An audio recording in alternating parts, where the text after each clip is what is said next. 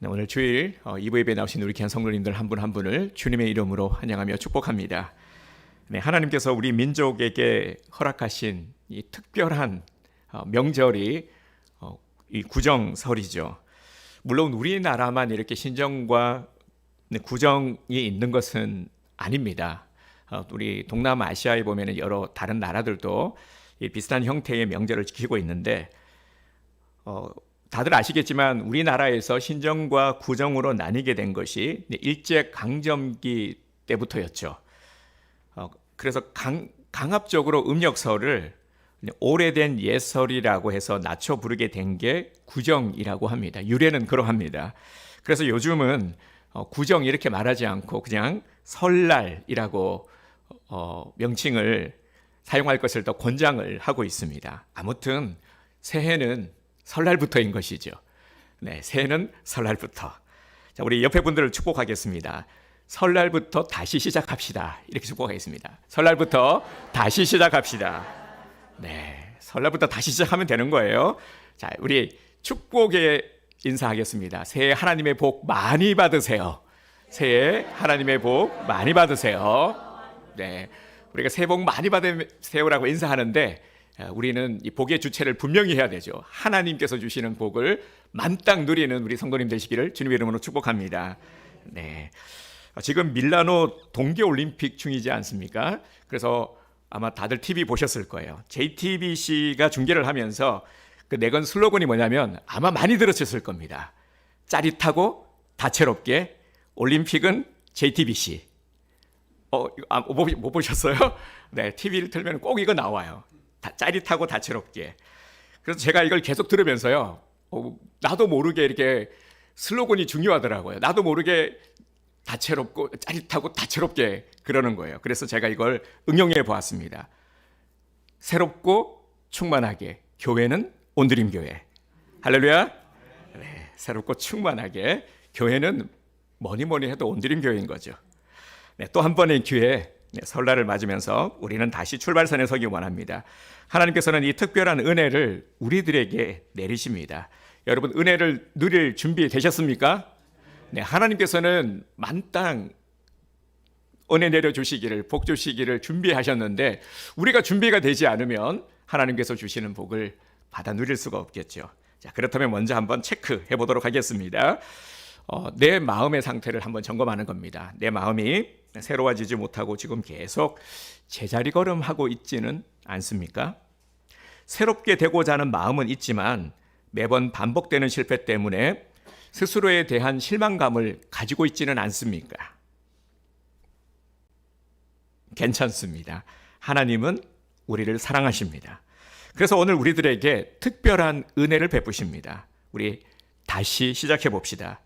오늘 우리는 다시 시작할 수 있는 이 믿음의 동력을 이 노아 이야기를 통해서 얻게 되기를 소망합니다.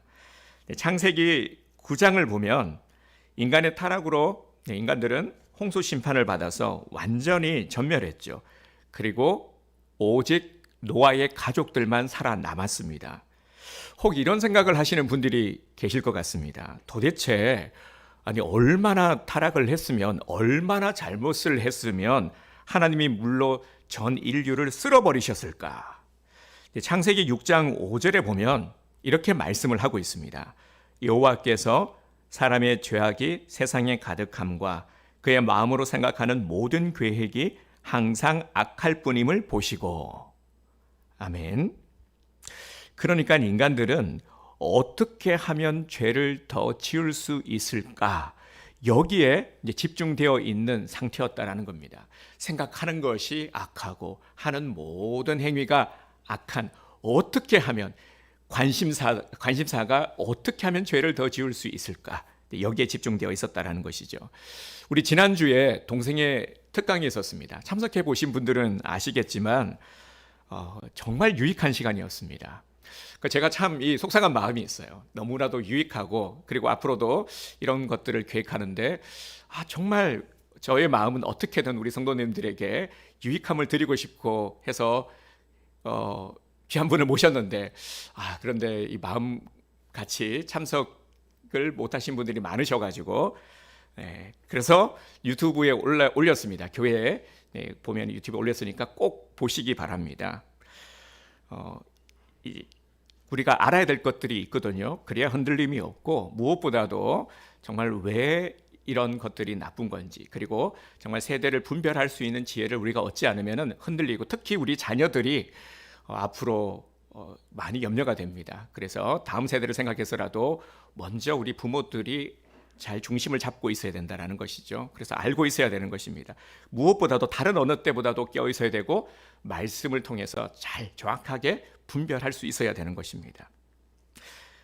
6장 2절에 보면 하나님의 아들들이 사람의 딸들의 아름다움을 보고 자기들이 좋아하는 모든 여자를 아내로 삼았다라는 말씀이 나옵니다. 그러니까 이런 것들이 이제 근거가 되는 겁니다. 하나님께서 왜 이렇게까지 하셨을까에 대한 근거들이죠. 이렇게 죄악이 만연됨이 무섭다라는 것이고, 또 이것을 통해서 오늘날 시대를 바라볼 수 있는 영적인 시각을 우리가 열어야 된다라는 것입니다.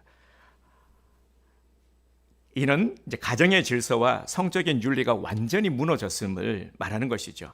그래서 하나님이 한탄하시고 근심하셨다라고까지 표현하셨습니다. 본문에 보면 홍수가 다 끝난 후에 노아와 그의 식구들은 방주에서 나왔고 새로운 땅에서 살게 되었습니다. 하나님께서는 이 새로운 땅에서 새로운 삶을 시작하는 노아와 그의 아들들을 축복하고 계십니다. 그런데 그 축복의 내용을 자세히 살펴보면은 평범한 축복이 아니라는 것을 알게 됩니다. 우리 1절 말씀을 다시 한번 볼까요?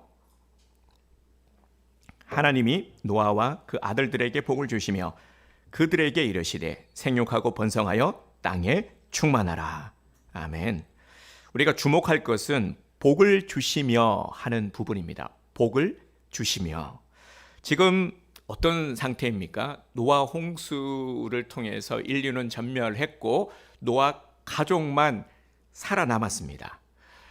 노아 가족들이 방주에서 나왔을 때의 심정이 어떠했을까요? 막막했겠죠. 두려웠겠죠. 어떻게 살아가야 될까? 이제 새롭게 살아가야 될 텐데 기대가 있었겠습니까? 기대 마음 이런 것들보다는 두려웠겠죠. 어떻게 살아가야 되지? 이제 우리 뭐 어떻게 해야 돼? 뭘 해야 돼? 아무도 없어. 아무것도 없어. 이들에게 절박한 것 바로 어떻게 살아가지 하는 것입니다. 그렇기 때문에 하나님이 살아갈 수 있도록 복을 내려 주신 것이죠. 자, 이들에게 가장 필요한 복이 무엇입니까? 항상 물어보면 우리들의 대답은 늘 똑같습니다. 여러분, 뭐가 제일 시급합니까? 뭐가 제일 필요하죠? 뭐가 큰일입니까? 먹고 사는 문제죠. 먹고 사는 문제가 제일 시급한 이 의식주 문제인 것이죠. 그러면 여러분, 얼마만큼의 복이 필요합니까? 얼마만큼 받기를 원하십니까? 그러면 또 우리의 대답은 늘 똑같습니다. 다다익선이죠. 많으면 많을수록 좋죠. 그죠? 복을 이만큼만 주세요. 그런 분들 안 계시잖아요. 기왕이면 좀 많이 주세요. 주실 거면 많이 주세요. 이게 우리들의 마음이죠. 당연히 많이 주시면 주실수록 좋은 거죠. 그런데 하나님이 복을 어떤 식으로 주고 계십니까? 1절을 다시 보면요. 하나님께서는 노아와 그의 아들들에게 새로운 세상에서 생육하고 번성하라고 축복하십니다. 이때 하나님은 어떤 심정으로 말씀하셨을까요? 생육하고 번성하라고 축복을 하시는데 2절부터의 말씀을 보면 많은 문제를 안고 새로운 삶을 시작하는 이들에게 축복 반, 염려 반의 심정으로 세상에 보내심을 보게 됩니다. 자, 2절 말씀을 다시 한번 보겠습니다. 땅의 모든 짐승과 공중의 모든 새와 땅에 기는 모든 것과 바다의 모든 물고기가 너희를 두려워하며 너희를 무서워하리니 이것들은 너희의 손에 붙였음이니라. 아멘. 우선 하나님께서는 노아와 그 가족들에게 생육하고 번성하라 말씀하시면서 야생 동물에게 사람을 두려워하는 마음을 주셔서 사람들을 해치지 못하시겠다 말씀하십니다. 그러니까 야생 동물은 왜 야생 동물이냐면 공격성을 이제 지니고 있기 때문인 것이죠.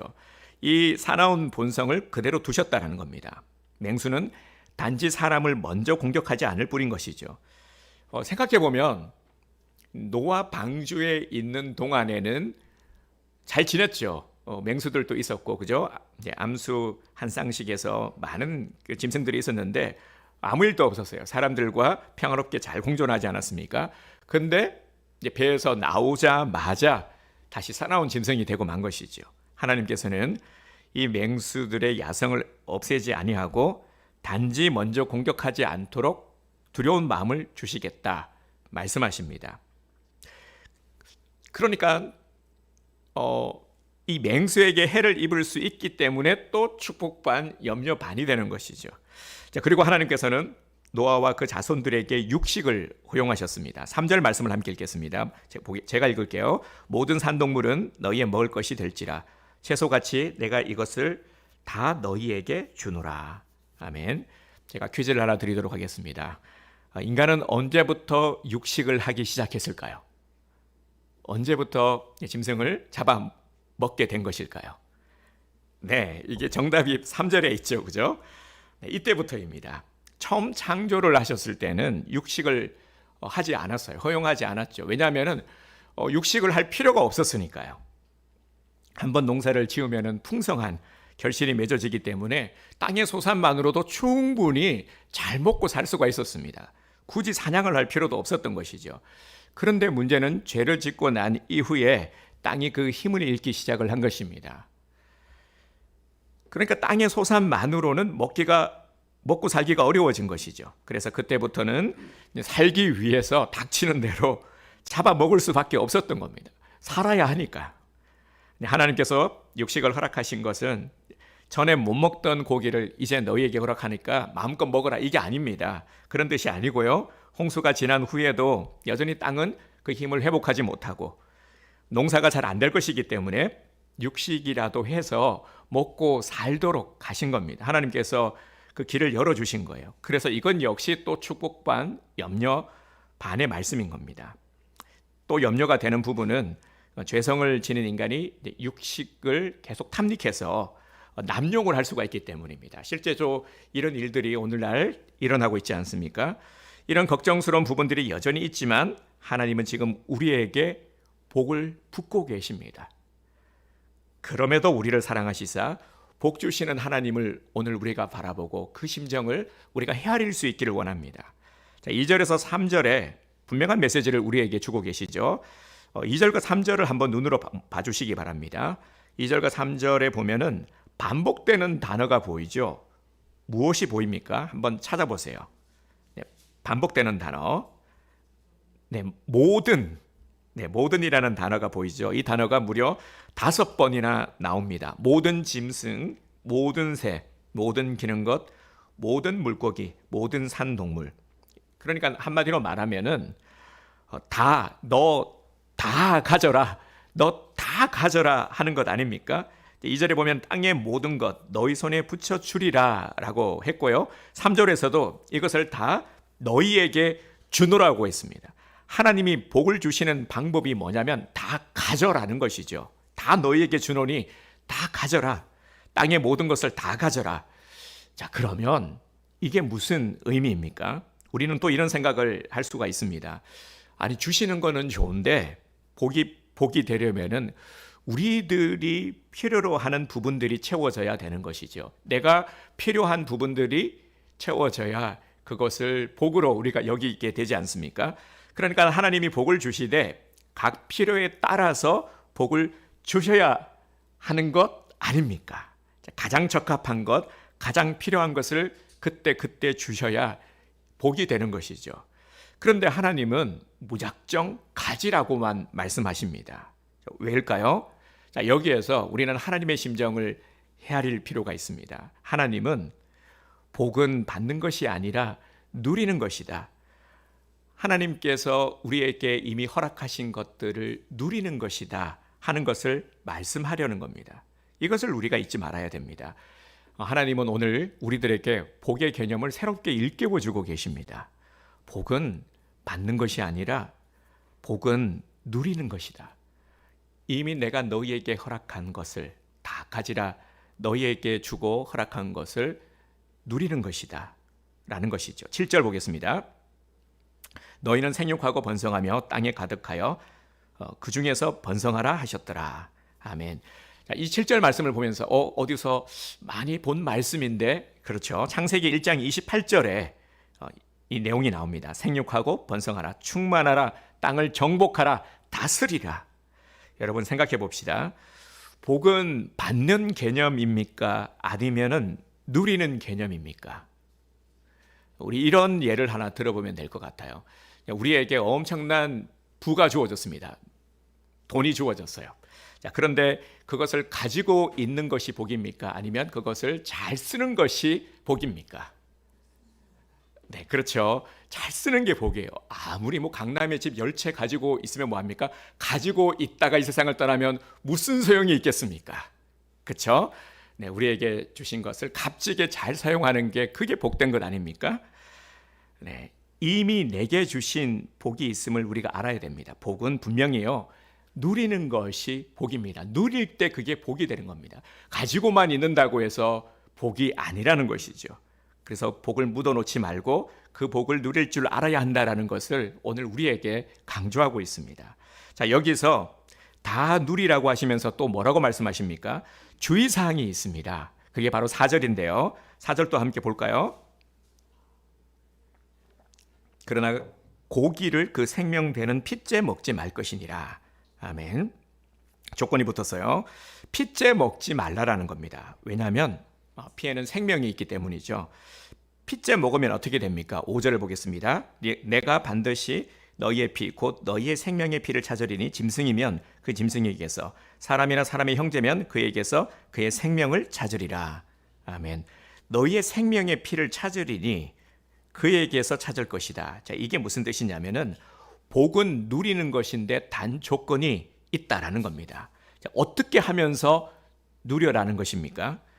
하나님의 형상을 더럽히지 말라라는 것입니다. 하나님의 형상을 더럽히지 말라. 자, 6절 보겠습니다. 다른 사람의 피를 흘리면 그 사람의 피로 흘릴 것이니 이는 자기 형상대로 사람을 지으셨음이니라. 아멘.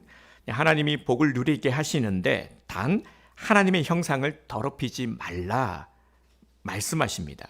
자, 여기에서 형상은 두 가지입니다. 먼저는 내 안에 있는 하나님의 형상이고요. 그 다음은 다른 사람 안에 있는 하나님의 형상입니다. 여러분, 모든 생명은 어디서부터 왔습니까? 생명의 근원이 누구죠? 그렇죠. 하나님이시죠. 생명의 근원은 하나님이십니다. 모든 생명은 하나님으로부터 나왔습니다. 여러분 믿으시죠? 네, 우리 생명의 주권자가 누구이십니까? 하나님이십니다. 우리의 목숨줄 누가 잡고 계십니까? 하나님이십니다. 이 믿음이 절대 흔들려서는 안 됩니다. 생명을 주신 이는 하나님이시고요. 모든 생명은 하나님이 주관하십니다. 이것을 기억하라는 것이죠. 네, 어렵지 않죠.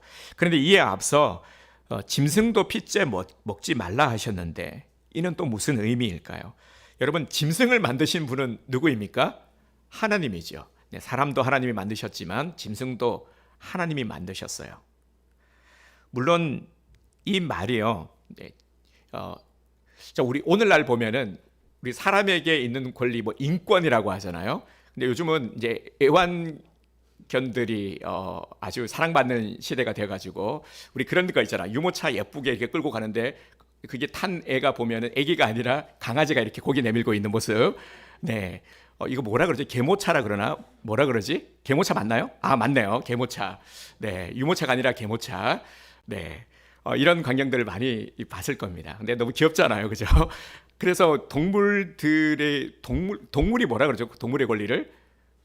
하여튼, 사람은 인권이고, 네. 객권이라고 그래야 되나? 네. 요즘 보면은 동물의 어떤 이런 것들도 이제 동물 복지라든지 이런 얘기들이 많이 나오죠. 그래서 우리가 이제 말씀을 보면서 동물의 가치를 인정해 줘야 되나? 이제 그런 말씀은 아니고요. 핏째 먹지 말라라는 것은 이 짐승을 지으신 분이 하나님이시라는 것을 잊지 말라라는 것입니다. 그래서 모든 초점이 하나님에게 가 있죠. 그래서 우리는 항상 이 중요한 사실을 잘 잊어버리는 거예요. 내 생명의 주권자가 하나님이신데 가장 중요한 분이 하나님이신데 항상 하나님을 잊어버리니까 자꾸 이렇게 삼천포로 빠지는 거죠. 여러분 선지 해장국 드시죠? 내장탕 드시죠? 네, 안 드시는 분들도 더러 계시겠지만 대개 보면은 다들 즐겨 드십니다. 네, 제가 아는 분 중에 선지 해장국을 안 드시는 분이 계세요. 근데 이분이 안 먹는 이유가요, 다른 이유가 아니라 네, 핏째 먹지 말라라는 말씀, 이 말씀 때문에 그래요. 그래서 이 말씀을 지키기 위해 안 드신다라는 거예요. 자, 그러면 피의 문제입니까? 아니죠. 이게 선지국 문제가 아닙니다. 하나님을 모르고 먹고 마시는 자체가 하나님의 형상을 더럽히는 것이죠. 지금 그 얘기를 하고 계시는 겁니다. 선지 해장국 먹어야 됩니까? 먹지 말아야 됩니까? 드셔도 됩니다. 내장탕 당연히 맛있게 드세요. 네, 하나님께 감사기도 드리시고 하나님께서 맛있는 걸 주셔서 감사하잖아요. 마음껏 감사함으로 드시면 됩니다. 자, 사랑하는 성도 여러분, 나는 지금 어떻게 하고 있습니까? 혹시 하나님의 형상이니 생명의 존엄이니 하는 말을 단지 어떤 이제 윤리적인 문제로만 여기고 믿고 있지는 않습니까? 지금 우리는 어떤 시대를 살아가고 있습니까? 지금 우리 눈에 보이는 이 시대의 모습이 어떠하죠? 분명히 우리가 인정하게 되는 것은 하나님께서 많은 복을 내려주셨다라는 것입니다. 이미 우리에게 허락하신 것들, 정말 차고 넘치는 하나님의 은혜의 복이 얼마나 많은지 모릅니다. 하나님이 참 많은 복을 내리셨어요. 그래서 이번 우리 이제 명절, 설 명절 때는요, 우리 이스라엘의 장막절과 같은 그런 좀 의미로 드렸으면 좋겠다, 이런 말씀을 드리고 싶습니다. 장막절에 뭐 했냐면 이스라엘 백성들이 다시 그 텐트를 치고요, 식구들하고 모여가지고 하나님께서 지금까지 인도하신 그 은혜의 발자취를 더듬으면서 감사의 고백, 감사를 나눈 겁니다. 그리고 이제 그래서 그 부모들은 자녀들에게 산 역사, 하나님의 은혜의 역사와 간증을 나누는 그런 시간을 가졌던 것이죠. 그래서 우리 자녀들 그리고 또 친지들하고 모였을 때 좀 그런 기회를, 그런 분위기를 좀 만들면 좋겠다. 그래서 내 자랑하면은 누군가가 마음의 상처를 입을 수도 있고 기분이 나쁠 수가 있지만 하나님을 자랑하는 것은 얼마든지 괜찮지 않습니까? 그래서 하나님께서 우리 가정 가운데, 그리고 또 어려움이 있었다면, 정말 큰 어려움이 있었다면은 그 어려움 가운데 주신 하나님의 은혜를 나누면은 감동이 될 것입니다. 좀 우리에게 주신 것들, 허락하신 것들을 나누는 그런 은혜 시간이 되었으면 좋겠습니다. 우리 대한민국 가운데서도요, 하나님은 아주 특별한 은혜를 부어주셨죠. 자유민주주의 대한민국이라고 하잖아요. 우리는 너무 당연하게 이것을 누려왔기 때문에 실감하지 못하지만 우리 가까이에 있는 북한을 한번 보세요. 북한하고만 비교하면 우리가 어떤 복을 누리고 있는지를 금방 알게 됩니다. 만약에 우리가 북한 땅에 태어났다면 지금 뭐 하고 있을까요? 이 시간에 뭐 하고 있을까요? 네, 이렇게 예배 드리고 있지는 않겠죠. 분명한 사실은요. 네, 누군가는 아우지 탄광으로 갔을 수도 있고, 네, 분명 이 시대는 복을 누리는 시대, 특히 우리 민족 가운데 얼마나 많은 복을 내려주셨습니까? 그런데 이 복이 지금 어디로 가고 있습니까? 하나님이 주신 복의 경계를 넘어가고 있는 모습입니다. 하나님의 형상을 위협하고 있습니다. 하나님은 분명 누리라고, 다 가지라고 많은 것을 허락해 주셨는데 이 복을 가지고 오히려 하나님의 형상을 더럽히고 하나님의 형상에 도전하는 비극들이 일어나고 있는 모습입니다. 지금 하나님이 주신 이 생명의 가치를 마구마구 짓밟고 있는 일들이 여기저기서 일어나고 있죠. 어떻게 짓밟고 있습니까? 우리나라가 안고 있는 불명예가 있는데요. 뭐냐면 OECD 국가 중에 자살률 1위라는 것. 아직까지도 순위가 안 바뀌고 있죠. 네, 이거는 자랑할 만한 게 아니라 몹시 이거는 수치스러운 것이고 심히 걱정해야 될 일이죠. 어떤 사람은 자기 스스로 이 자살이라는 명목으로 하나님이 주신 생명의 가치를 더럽히고 있습니다. 왜 자살을 합니까? 세상에서 소망을 가질 수가 없고 살 수 없기에, 살아갈 수 있는 용기를 잃어버렸기 때문에, 더 이상의 어떤 희망을 가지고 있지 않기 때문에 스스로 목숨을 끊으려고 하는 것이죠. 하지만 이는 하나님의 생명의 주권에 도전하는 일이고 하나님의 형상을 더럽히는 일인 것입니다. 자살은 죄악 중에 가장 큰 죄악임을 우리가 잊지 말아야 합니다. 여기에는 어떠한 관용도 베풀어서는 안 되고요. 이것을 미화시켜서는 안 되는 것입니다. 또 하나는 낙태입니다. 현 정부에서 추진하고 있는 낙태법 개정안을 들여다보면요, 임신 14주 이내는 조건 없이 낙태 허용. 그리고 15주에서 24주, 이제 24주까지는 사회 경제적인 사유로는 낙태를 허용한다라는 겁니다. 이런 법안을 추진하고 있습니다. 이렇게 되면은 낙태는 살인이 아니라 사회적 합의에 의한 정당성을 부여해 주는 겁니다. 그러니까 이제는 법으로 이것을 보장해 주는 것이죠. 이것은 성경으로 볼 때요, 큰 죄를 짓게 되는 것입니다. 이런 것들을 우리가 잘 모르고 있죠. 평소에는 관심을 안 가지고 있었지만 실제 이런 일들이 일어나고 있다는 것을 알아야 합니다. 이 세대가 어떤 지금 죄를 짓고 있는지를 우리는 알아야 하는 것입니다. 그리고 분별할 수 있어야 됩니다. 그리고 또 이 시대는 살인이 난무하고 있죠. 하나님께서는 다른 사람의 피를 흘려서는 안 된다. 그리고 피를 흘리게 되면 거기에 대한 분명한 보응을 하신다라고 말씀하셨습니다. 지금도 전쟁이 일어나고 있습니다. 계속해서 전쟁이 일어나고 있고요. 테러도 일어나고 있고 온갖 살인 사건도 일어나고 있습니다. 사람들은 계속해서 서로를 미워하고 죽이고 욕심 때문에 가지고자 죽이고 앞으로도 이 전쟁을 일으키게 되겠죠. 이게 또 다가 아닙니다. 과학 문명이 발달하면서 계속해서 창조 질서에 도전하고 있죠. 생명공학이라는 이름으로 무엇을 만들어내고 있습니까? 인간 복제. 요즘은 조금 조용해졌어요. 그죠? 하지만 그렇다고 해서 이것이 멈추어져 있지는 않습니다. 계속해서 시도되고 있는 것이 바로 인간 복제에 도전하는 겁니다.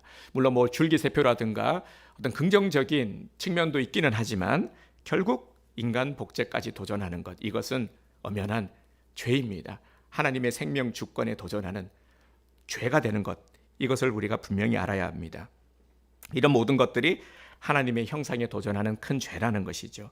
이렇게 자멸을 자초하고 있습니다. 자, 이러한 상황 가운데 우리는 어떻게 해야 합니까? 하나님이 원하시는 것은 우리가 하나님의 형상을 온전히 회복하는 것입니다. 내 안에서 먼저 회복이 일어나야 하는 것이죠. 하나님이 우리에게 주신 복을 잃어버리지 않도록 하나님의 형상을 우리는 회복해야 합니다. 하나님의 형상에 도전하는 것은 하나님께 도전하는 것임을 우리가 잊지 말아야 합니다. 오늘날 이런 얘기들을 많이 합니다. 약육강식, 적자생존, 이런 시대라고 말하죠. 그리고 우리는 공감을 하고 있습니다. 맞아, 지금 세상은 강한 자만이 살아남아. 그래서 살아남으려면 강한 자가 되어야 돼. 어떻게든 가져야 돼. 이런 말들을 많이 합니다. 그리고 자녀들에게도 그런 얘기를 하죠. 야, 너 정신 차려야 돼. 너 어리버리하면은 너 죽어. 큰일 나. 이렇게 가르치는데요. 근데 성경에는 이런 말이 없죠. 약육강식, 적자생존, 이것은 결코 하나님의 방법이 아님을 알아야 합니다. 하나님의 방법으로 사는 것은 하나님의 형상을 회복하고 사는 것이죠. 왜 우리가 하나님의 방법으로 살아야 합니까? 너무 당연한 사실을 우리가 놓칠 때가 많죠. 우리가 누구입니까? 하나님의 자녀이기 때문에 우리는 하나님의 방법대로 살아야 하는 것입니다. 하나님의 방법으로 생육하고요. 하나님의 방법으로 충만하고 하나님의 방법으로 다스려야 합니다. 정말 이것밖에 없는 것이죠. 우리에게 주신 복을 잃지 않는 방법은 하나님의 방법밖에 없습니다. 이걸 놓쳐버리면 큰일 나는 것입니다. 직장 다니는 것도 하나님의 방법으로, 돈을 버는 것도 하나님의 방법으로, 모든 일에 하나님의 방법으로 일하라라는 것입니다. 제가 이렇게 강하게 말씀을 드리면은 분명히 이런 생각을 하시는 분들이 계실 겁니다. 근데 그건 좀 아닌 것 같은데요. 왜냐하면은 우리가 신앙을 가지고 부딪히는 많은 일들이 있기 때문이죠. 그런데 그걸 넘어서야 합니다. 분명한 건 여기에는 한치 양보도 부연 설명도 필요 없는 것이죠. 하나님의 방법대로 우리는 하나님의 자녀이기 때문에 그래서 부딪히는 것들을 내가 소화하면서 연단시켜 가면서 그렇게 성숙되어 가야 하는 것입니다. 넘어서야 하는 것입니다. 정면 돌파해야 하는 것입니다. 하나님은 지금도 우리를 붙들고 계십니다. 하나님의 형상을 회복하기까지 우리를 붙들고 계십니다. 세상은 그럼에도 계속해서 죄성을 다스리지 않고 교만함으로 죄를 짓고 있음에도 불구하고, 그런데 그럼에도 불구하고 세상이 망하지 않고 그런 대로 유지되고 있는 것, 이것은 하나님께서 아직까지 붙들고 계시기 때문입니다. 노아 홍수, 소돔과 고모라 이때의 양상과 지금하고 비교하면 크게 차이가 나지 않습니다. 이때 일어나는 모든 일들이 오늘날 버젓이 일어나고 있죠. 내일 당장 하나님께서 진멸하셔도 아무렇지도 않은 이때이지만 그럼에도 하나님께서는 긍휼을 베푸시사 또 우리 온드림 교회 우리 성도들의 기도를 들으시고 기도하는 자들이 있기에 하나님께서는 붙들고 계시는 겁니다. 오래 참으시고 계시는 것이죠. 그리고 기회를 주고 계시는 것입니다. 하나님께서 말할 수 없는 긍휼로 붙들고 계시다라는 것을 우리는 명심해야 합니다. 우리 하나님은요 결코 서서 저 멀리서 방관하시는 분이 아니십니다. 졸지도 주무시지도 않고 24시간 우리와 함께 계시면서 우리를 붙들어 주시는 분이십니다. 그래서 이 은혜를 알고 누리는 자와 그렇지 않은 자의 삶이 차이가 나는 것입니다. 이 하나님의 돌보심이 있기 때문에 오늘 우리가 살아갈 수가 있는 것이죠. 그동안 참 많은 일들이 있었음에도 불구하고 하지만 하나님의 은혜를 알고 그래도 우리가 모든 일들에 대해서 감사로 고백할 수 있게 되는 것이죠. 만약 하나님이 우리를 붙드시지 않으면 어떤 일이 일어날까요? 생각만 해도 아찔하지 않습니까? 우리는 때로 불평하고 원망하죠. 대개 보면은 그래요. 저도 그렇습니다만 사람들을 보면 우리 성도들을 보면 불평과 원망의 말을 할까요? 아니면은 감사의 말, 긍정의 말을 많이 할까요? 대개 보면은 원망과 불평의 말을, 그 부정적인 말을 훨씬 더 많이 한다고 합니다. 하지만 하나님의 붙드심이 아니면은 우리는 단 하루도 온전히 살아갈 수 없음을 분명히 고백하게 되죠. 하나님께서 노아에게 약속하신 것이 무엇입니까? 이 세상에서 다시 말씀을 드리지만 노아의 가정이 이제 새롭게 시작을 해야 되는데 이 부담과 두려움을 안고 있는 이들이 세상에서 잘 살아갈 수 있도록 복을 누리며 살아가게 해주겠다라는 그 약속의 말씀을 주셨죠. 하나님은 오늘 우리에게도 마찬가지입니다. 우리도 보면은 똑같지 않습니까? 이 세상을 잘 살아가야 될 텐데 잘 살아가고자 했을 때는 분명히 두려움이 있다라는 것이죠. 어떻게 용기도 나지 않고 어떻게 이 세상에서 내가 잘 살아갈 수가 있을까?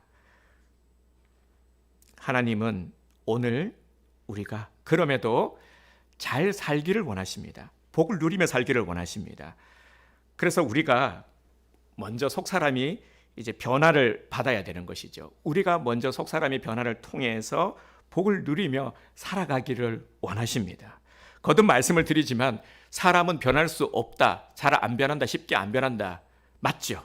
네. 하지만 하나님은 그럼에도 우리를 변화시킬 수 있다. 우리는 한계가 있고 사람은 안 변하는 것이 맞지만 그래서 하나님께서 성령님을 보내주셔서 보혜사 성령님을 통해서 우리를 돕게 하시고 우리가 전인격적인 변화를 일으킬 수 있는 것이죠.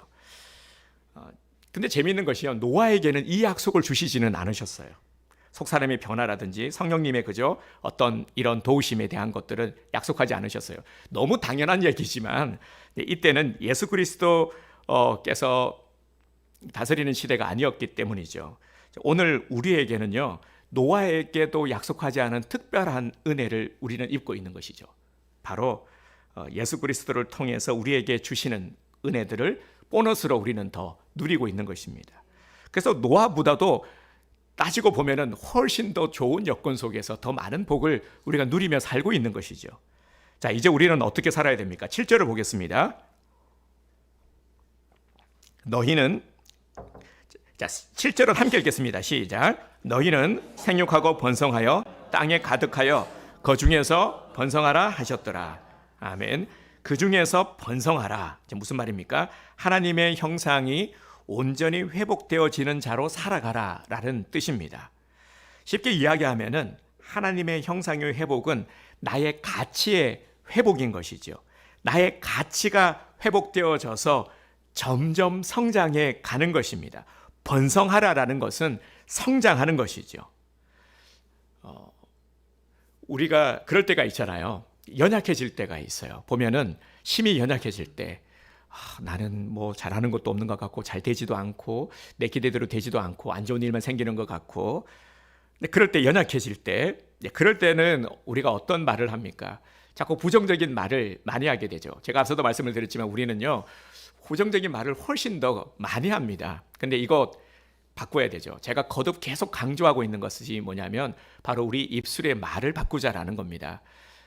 아주 제가 강조해서 말씀을 드리고 있는데요. 너무너무 중요하기 때문입니다. 이거 바꿔야 됩니다. 우리 말의 습관을 우리가 고쳐야 되는 것이죠. 스스로를 하대하지 맙시다. 그럴 때마다, 연약해질 때마다, 정말 힘이 쫙 빠질 때마다, 그럴 때 하나님을 바라보고 하나님이 누구이신지를 고백하는 것, 이게 믿음인 것이죠. 그럴 때 꼭 이렇게 해보시기 바랍니다. 답이 나오지 않고 그냥 다 때려치고 싶고 하기 싫고 짜증나고 그런 감정에 휩싸일 때 하나님만 바라보십시오. 사람도 바라보지 말고 다른 거 생각하지 말고 그냥 하나님만 바라보고 하나님 앞에 하나님이 어떤 분인지를 고백하십시오. 이게 뭐냐면 신앙 고백인 겁니다. 그래서 신앙 고백이라는 건 내가 기분 좋을 때, 여건이 될 때 드리는 것이 아니라 정말 힘이 연약해지고 힘들 때 내 하나님이 어떤 분인지를, 하나님은 나의 구원자이십니다. 하나님은 나의 모든 것 되십니다. 하나님은 내 생명의 주관자이십니다는 하나님이 어떤 분이신지를 고백하는 겁니다. 이렇게 꼭 한번 해보십시오. 하나님이 어떤 분이신지를 고백하고 나면은 이제 내가 누구인지를 다시금 알게 되죠. 그래서 우리 스스로를 하대하지 말라라는 겁니다. 하대하지 말아야 되는 명확한 이유는 하나님께서 나를 존귀하게 여기시기 때문입니다. 하나님께서 존귀하게 여기는 나를 내가 스스로 비하하고 하대하는 것은, 내가 나를 사랑하지 않는 것은 죄를 짓는 것입니다. 내 안에도 하나님의 형상이 있지 않습니까? 이 하나님의 형상을 부인하는 것이죠. 그래서 나의 가치를 회복시켜 나간다라는 것은 하나님이 만드신 나를 소중하게 여기는 것입니다. 자, 이런 마음의 결심을 하면서 나아가는 것이 뭐냐면 바로 번성입니다. 번성하라는 것이 바로 이러한 의미를 담고 있고 이런 노력을 우리가 해 나가야 한다라는 것입니다. 자, 그래서 우리 함께 오늘 결단하기 원합니다. 저를 따라서 한번 해주시기 바랍니다. 주님, 오늘부터 내 말을 바꾸겠습니다.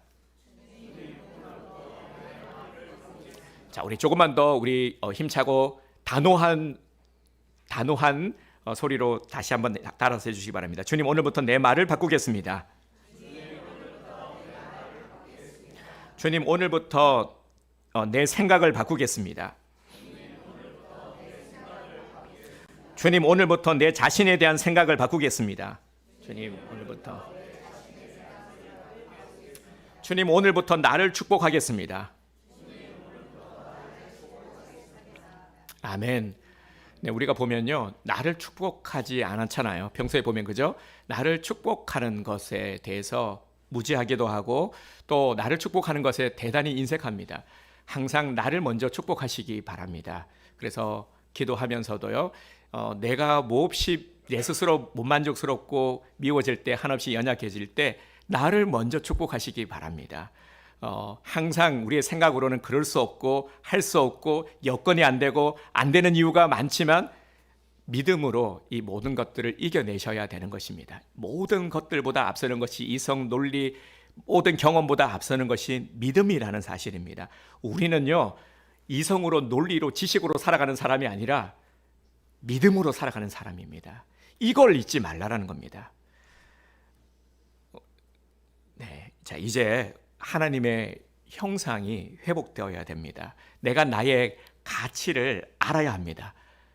우리 진선 집사님, 네. 오늘 우리 모든 성도님들 정말 이제 구정 또 한 번의 기회를 우리가 맞았죠. 하나님은 우리를 축복하시기를 원합니다. 그래서 이미 우리에게 주신 복, 우리는 자꾸 주시옵소서 하지만 하나님은 이미 많은 것들을 우리에게 주셨고 주신 것을 우리가 누리지 못하는 우리를 범하면 안 되겠죠. 그래서 하나님께서 주신 이 은혜의 값어치들을, 가치들을 새롭게 발견하고 주신 복을 충만히 마음껏 누리는 우리 복된 성도님 되시기를 주님의 이름으로 축복합니다.